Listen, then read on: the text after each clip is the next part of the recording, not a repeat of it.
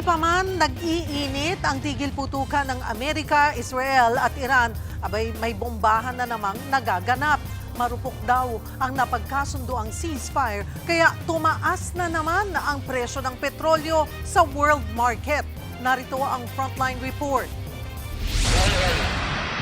May ceasefire, pero may umatake sa oil refinery ng Iran sa Lavan Island. Hindi pinangalanan ng Iran kung sino ang may kagagawan niyan, pero isa raw itong enemy attack. Isa pang inaatake ang Lebanon. Mantakin mong sa loob lang ng 10 minuto, 100 beses itong binomba ng Israel. Pati ang airport sa Beirut, damay. Halos 300 ang patay. Kung merong napagkasundo ang ceasefire o tigil putukan ng Amerika, Israel at Iran, pero patuloy pa rin ang mga pag-atake, edi parang walang saysay pala ang peace talks ayon sa Iran. Una nang sinabi ng Israel Prime Minister Benjamin Netanyahu na hindi kasama ang Lebanon sa tigil putukan. Ganyan din ang posisyon ng Amerika. I think the Iranians thought that the ceasefire included Lebanon, and it just didn't. We never made that promise. We never indicated that was going to be the case. Nanindigan naman ng Iran na malinaw ang ceasefire terms ng Iran at Amerika. Pinapili nito ang US kung tigil putukan o tigil gera. Di pwedeng pareho. Nakikita raw ng buong mundo ang ginagawang pagmasaker sa mga taga-Lebanon.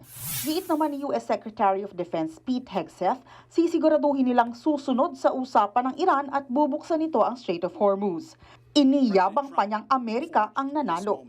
Iran begged for this ceasefire, and we all know it. President Trump had the power to cripple Iran's entire economy in minutes. But he chose mercy. Dahil sa fragile ceasefire sa Middle East, tumaas na naman ng higit $3 ang presyo ng krudo sa world market. Panawagan naman ng Pakistan na naging mediator sa gera, magkaroon ng palabra de honor at galangin na napagkasundo ang 2 linggong ceasefire. Sa Sabado, nakatakdang mag-usap ang Amerika at Iran. Samantala, si Pope Leo XIV nauna na rin giniit na unacceptable o hindi katanggap-tanggap ang mga pagbabanta ni US President Donald Trump sa Iran. Dahil dyan, lumalalim ang tensyon ng Amerika at ng Catholic Church.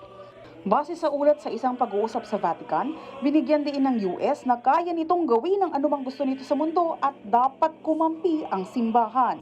Binanggit pa ang Avenon Papacy na isang madilim na yugto ng minsang napasailalim ang Santo Papa sa kapangyarihan ng isang bansa.